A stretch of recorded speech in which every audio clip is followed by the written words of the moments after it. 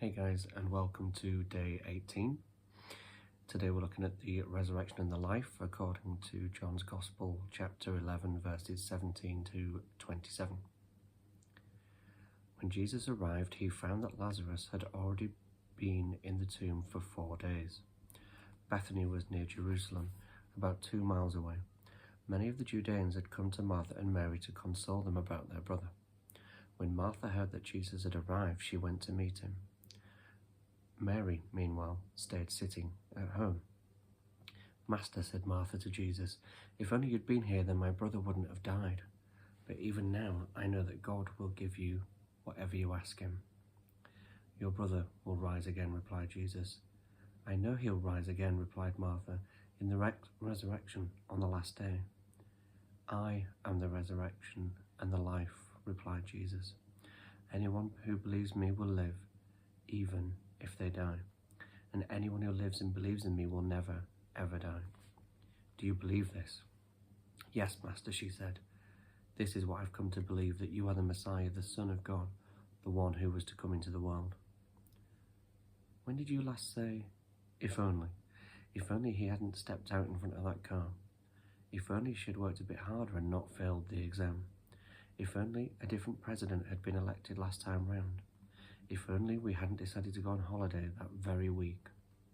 And whatever it was, you will know the sickening sense of wanting to turn back the clock. That's why movies are made, like the Back to the Future series, in which people do just that, moving this way and that within the long history of time, changing something in a previous generation, which will mean that now everything in the present and the future can be different. And of course, it's wistful dreaming. It's a kind of nostalgia, not for the past as it was, but for the present that could have been, if only the past had just been a little bit different. Like all nostalgia, it's a bittersweet feeling, caressing the moment that might have been, while knowing it's all fantasy. All of that and more is here in Martha's "if only" to Jesus. She knows that if Jesus had been there, he would have cured Lazarus.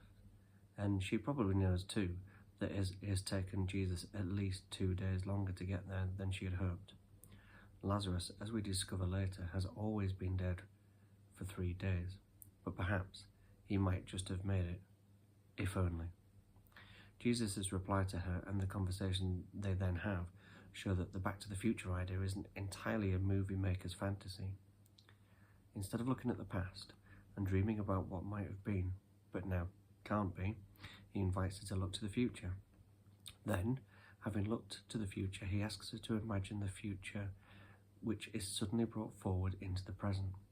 This, in fact, is central to all early Christian beliefs about Jesus, and the present passage makes the point as clearly and vividly as anywhere in the whole of the New Testament.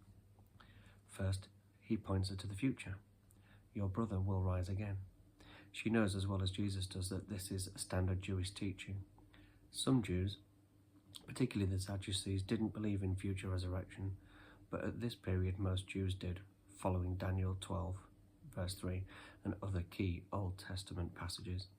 They shared the vision of Isaiah 65 and 66, a vision of new heavens and new earth, God's whole new world, a world like ours, only with its beauty and power enhanced and its pain, ugliness and grief abolished.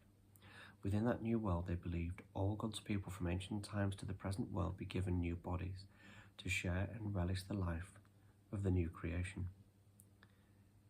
Martha believes this, but her rather flat response in verse 24 shows that it isn't at the moment very comforting. But she isn't prepared for Jesus' response. The future has burst into the present.